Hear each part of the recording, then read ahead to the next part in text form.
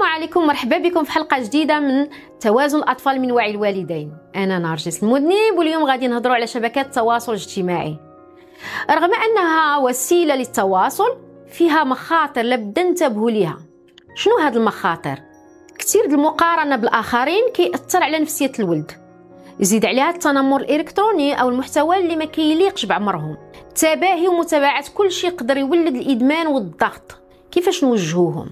اولا نحطوا حدود، نقصوا من الوقت اللي كيدوزوا اونلاين. ثانيا نقاش حول المحتوى، نهضروا على اللي كيشوفوه ونعلموهم يفكروا قبل ما يشاركوا. ثالثا نكونوا مثال، حتى حنا الكبار ما نبالغوش باش يتعلموا منا توازن الاستعمال.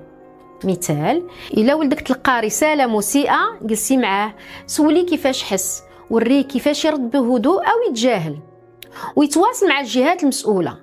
خلينا مواقع التواصل تبقى وسيلة مفيدة وممتعة بلا ما تولي مصدر ضغط أو خطر.